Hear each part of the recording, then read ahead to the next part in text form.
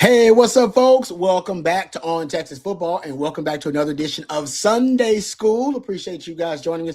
We'll talk about bunch formations and closely clustered groups of receivers here in this edition of Sunday School. You guys have heard me talking about it all season long. I'll give you the final season numbers, if you will, end of season numbers when it comes to targets to bunch formations. Now, a bunch formation, some people are very specific that a bunch formation is three receivers that are bunched in what is kind of ends up being a triangle formation. Like, I mean, you have obviously one guy at the point, and then you have the two wide receivers very closely within usually 2 yards, yard and a half, something like that. Usually those guys are right behind them, forming a triangle right behind the guy, the point man. Some people are very specific, that being bunch. I'm not as specific because when I was taught, it's just closely clustered groups of receivers. So yes, that includes a bunch, but also that includes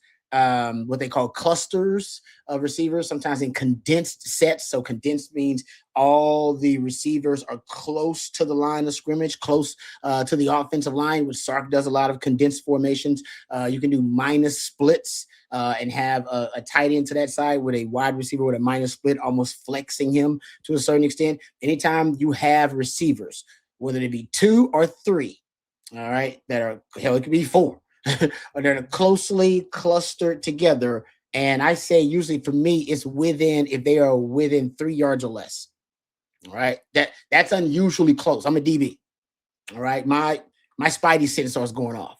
The receivers are that close. You ain't supposed to be that close. Usually y'all not that close. Y'all trying to, most of the time, the offense is trying to, make sure that everything has proper spacing, right? You don't want receivers too close together. That's why they build passing games so there's proper space between receivers. And now y'all want to get close together, something's going on. Right, that should be an alert. Most DBs that should be alert. And that's why when I watch film, automatically goes off in my head like, whoa, why are these receivers so close together?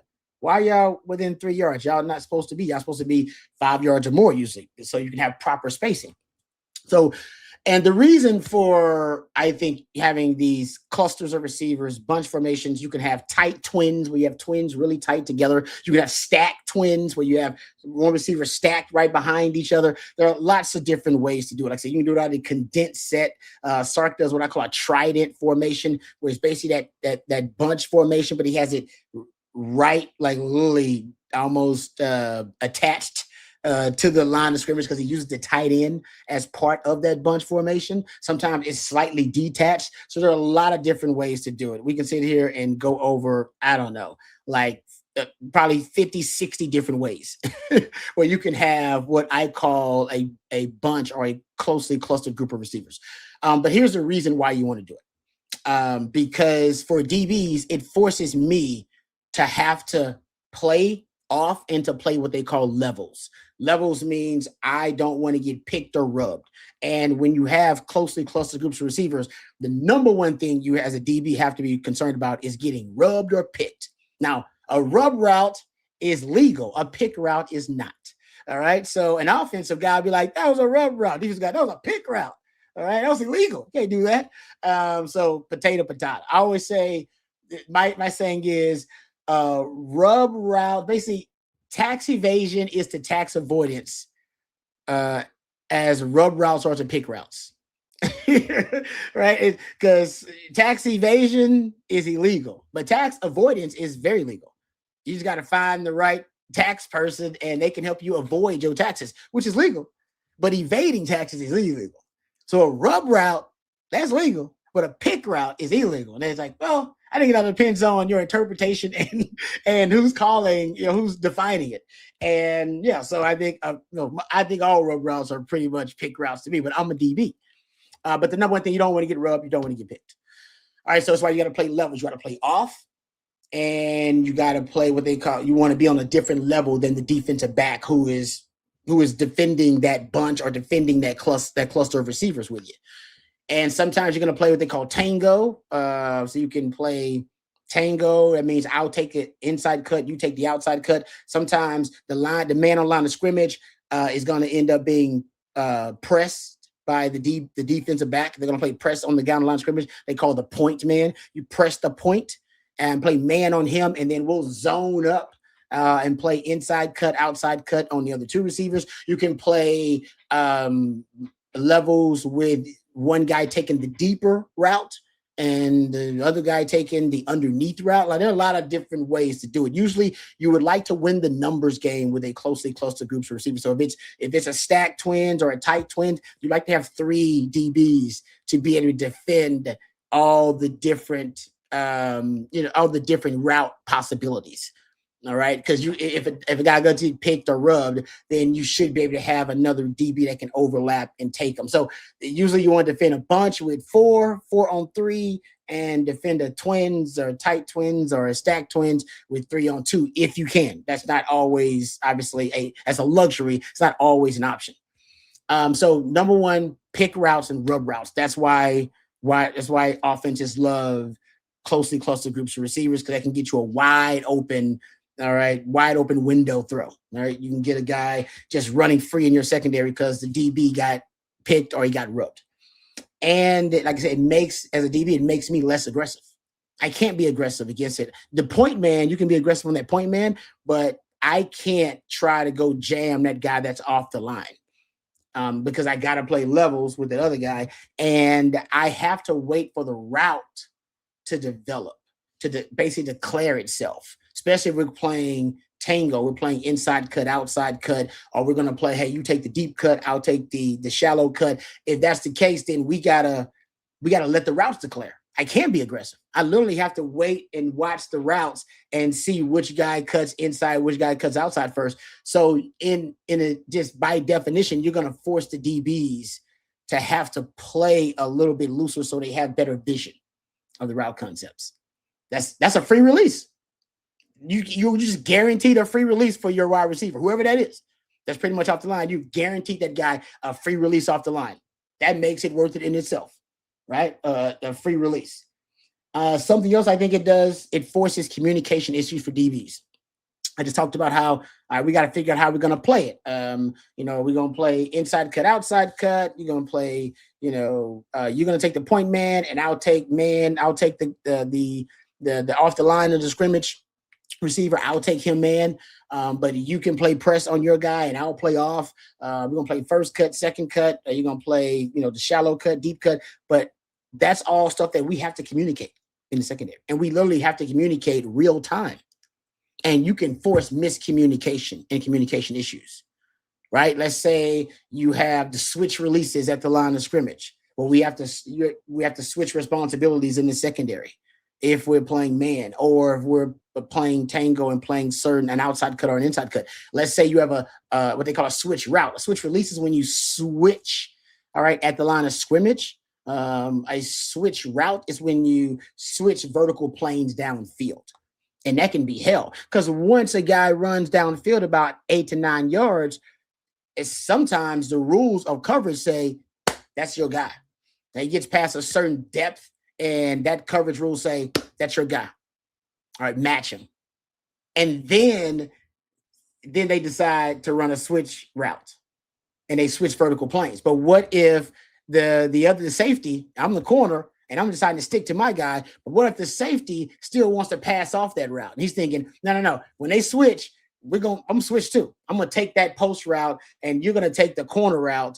And then I decide, no, I'm sticking to my guy. I'm matching my guy. I take the post route, and then the safety also takes the post route. 7 routes running wide open, all because there was a miscommunication.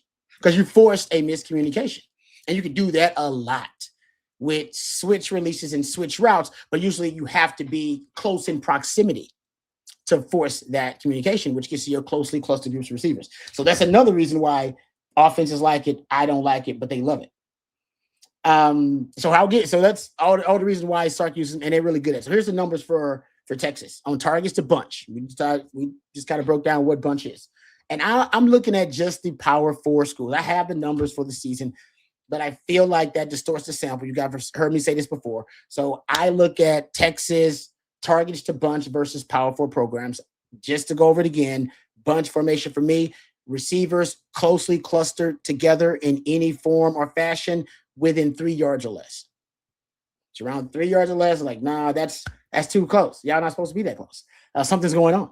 I should be, my Spidey sense should be going off. So versus Power 4 teams, Arch completing, if you go look at overall targets to bunch, 9 yards per attempt targets, which is for Texas period versus Power 4, but obviously mostly Arch. 66% completion percentage. Your explosive play rate, you're over 13% explosive play rate. Your third down conversion rate, I love this. This is versus Power 4 teams. You're at 46% third down conversion rate. Texas, I think, is somewhere around 39%. You're actually, if you round it up, you're at 47% third down conversion rate when you target bunch formations. So money downs, it is money for your own money downs. And I think overall, if you just go look at it, your first down touchdown rate, the obviously the rate that you achieve a first down on a touchdown when you're targeting bunch formation, you're at 37%, which is pretty good. 37%, you're in a first down or a touchdown rate. You do have 4 interceptions targeting bunch. Most of those early in the season because Arch started taking care of the football a lot better late in the season. But it's still, I think, with a Cam Coleman now added to the mix, and the way I envision is Cam Coleman opposite the bunch is what I would do. I'd put Ryan Wingo in the bunch because that's your guy that runs your screens really well and some of your quick game concepts. And I'd have an Emmett Mosley over there with your tight end, and I'd put Coleman away from it, and then force the defense to either double Cam Coleman or leave him one-on-one by himself on an island with your DB. Good luck with that. Or roll coverage to the bunch. Because like I said, you want to outnumber the bunch. So if you can roll coverage so they want to outnumber the bunch, then that'd be that. So they can't do both. You can't roll coverage and double Cam Coleman. You'd have to make a choice. And while they're making that choice, you still got an explosive running game with Malik Brown and with Hollywood Smothers that you can weaponize as well, because they're probably going to be having 2 deep safeties just to defend the weapons you have in the passing game, which should give you a light box, which we'll get into a little bit later on in Sunday school. But like I said, your targets to bunch versus Power 4 teams, it really did help you. Like I said, Arch was 7.8 yards per attempt, I believe, on the season, but you're like close to 9 yards per attempt when you're targeting bunch formation. 61% completion percentage, I believe, for Arch on the season, but you're at 66% completion percentage when you're targeting bunch. So all of his numbers improve when you target bunch formation. And now that you've upgraded the talent in those bunch formations and you have more continuity and chemistry between him and the receivers, I think those numbers will improve. But against, I think on the season against all opponents, you're over 10 yards per attempt, over 70% completion percentage, and you're over 16% explosive play rate. But like I said, that's including those cupcakes that you played in those non-Power 4 teams that you played, which I said always distorts the sample. But anyway, more targets to bunch, and I think you'll be even better when you bring Cam Coleman into the equation. All right, there you go. So that's my targets to bunch lesson here for Sunday school. Thank you guys for being a part of it. Thank you to Matthew behind the scenes, twisting and tweaking the dials. Nobody does it better. Appreciate you guys for joining me. For Matthew, I'm Lifetime Longhorn Rod Babers. Until next time, hook 'em horns.